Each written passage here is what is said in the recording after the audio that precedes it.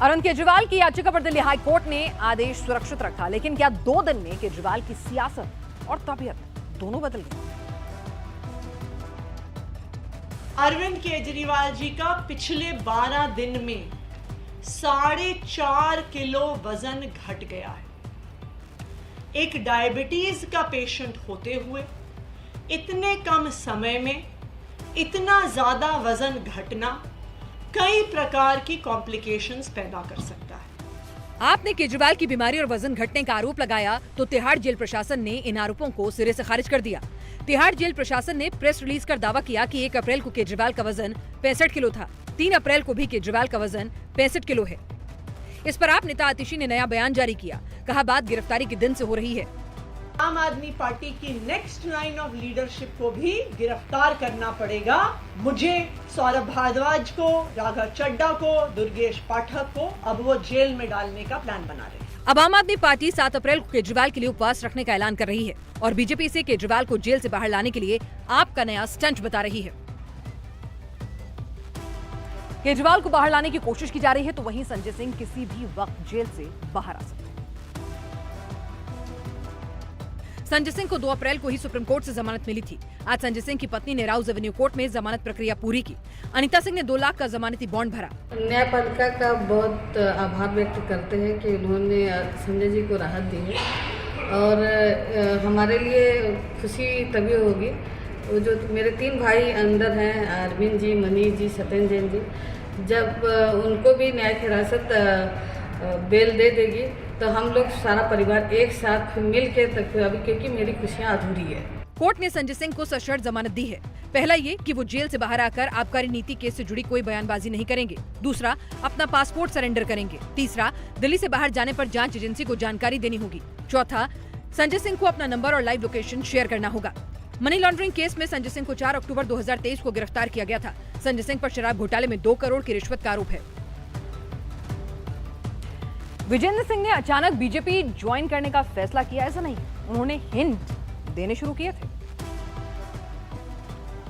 जो मान सम्मान इस गवर्नमेंट में मिला है तो खिलाड़ी उसके लिए बहुत धन्यवाद करते हैं मोदी साहब का, बीजेपी गवर्नमेंट का। और मैं चाहूँगा कि इस गवर्नमेंट में रहकर मैं ज़्यादा से ज़्यादा लोगों का भला कर सकूँ। 31 मार्च को कांग्रेस ने बॉक्सर विजेंद्र को मथुरा सीट से अपना कैंडिडेट बनाया है और 4 अप्रैल को विजेंद्र बीजेपी में शामिल हो गए। बॉक्सर ने हाथ का साथ छोड़कर अब कमल का फूल पकड़ लिया है। विजेंद्र अब मथुरा समेत पूरे यूपी में बीजेपी के लिए प्रचार करेंगे। बॉक्सर विजेंद्र ने इसके संकेत ट्विटर पर पहले ही दे दिए थे। विजेंद्र एक्स पर बीजेपी की लाइन को आगे बढ़ा रहे हैं, राधे राधे और जय श्री राम कर रहे थे। मथुरा में बीजेपी ने हेमा मालिनी को तीसरी बार मौका दिया है। हेमा मालिनी ने आज मथुरा सीट से अपना पर्चा भरा। नॉमिनेशन से पहले हेमा ने पूजा पाठ किया और रोड शो कर अपनी ताकत भी दिखाई। विजेंद्र का पाला बदलने से मथुरा सीट पर बीजेपी के जीत के चांसेस और बढ़ गए हैं, क्योंकि मथुरा में जाट वोटर की बहुलता है। मथुरा में 5 लाख से ज्यादा जाट वोटर हैं। मथुरा में 17 चुनावों में अब तक 12 बार जाट बिरादरी के नेता सांसद बने हैं। Hema Malini back to back 2 बार सांसद हैं। हेमा के लिए उनके पति धर्मेंद्र का जाट होना भी एक प्लस पॉइंट है। लालू परिवार ने पप्पू यादव को आशीर्वाद देने से इनकार कर दिया। पूर्णिया में प्रचार का जिम्मा खुद तेजस्वी यादव ने संभाला। माइक पर तेजस्वी यादव और मंच पर आंचल फैलाकर खड़ी भारती पूर्णिया की जनता से आरजेडी कुछ इसी अंदाज में वोट मांग रही है और अपना प्रचार कर रही है। 15 साल से एनडीए का एमपी है, 10 साल से मोदी जी सरकार में है, 17 साल से भाजपा और जदयू राज्य सरकार में है और 7 टर्म से बीजेपी का पूर्णिया विधानसभा का विधायक है। इस पूर्णिया के लिए क्या हुआ? बिहार में लोकसभा की सबसे दिलचस्प लड़ाई पूर्णिया में हो रही है।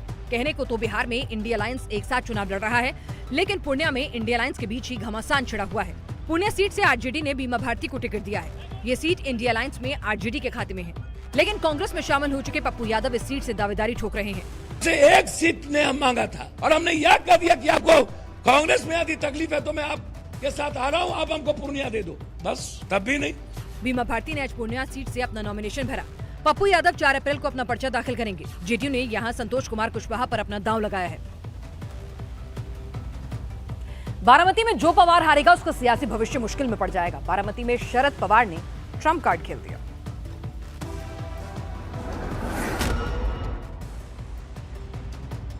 प्रकाश अंबेडकर के ऐलान के बाद ये तय हो गया कि बारामती में मुकाबला अब पवार फैमिली के बीच ही होगा। यहाँ कोई तीसरा बड़ा कैंडिडेट नहीं होगा। एक तरफ बड़े पवार की बेटी सुप्रिया सुले तो दूसरी तरफ छोटे पवार की पत्नी सुनेत्रा पवार मैदान में होंगी। दरअसल प्रकाश अंबेडकर की पार्टी ने बारामती में अपना उम्मीदवार नहीं उतारने का ऐलान किया है। इसका फायदा सुप्रिया सुले को मिल सकता है, इसलिए सुप्रिया सुले अंबेडकर का आभार जता रही हैं। इसके साथ ही सुप्रिया ने बारामती को खास मैसेज भी दिया। ही एक वैचारिक लढाई आहे। माझी लढाई कुठल्याही व्यक्तीशी नाही आहे। माझी लढाई भारतीय जनता पक्षाच्या चुकीच्या त्यांनी जे पॉलिसी निर्णय घेतात त्याच्या विरोधात आहे। बारामती का एक एक वोट पवार फैमिली के लिए बहुत कीमती है। यहाँ पवार फैमिली की विरासत दांव पर लगी है। बीजेपी ने महादेव जानकर को बीजेपी में शामिल करवाकर बारामती में बढ़त बनाई थी, लेकिन प्रकाश अंबेडकर के वॉकओवर से अब मुकाबला फिर कांटे का हो गया है।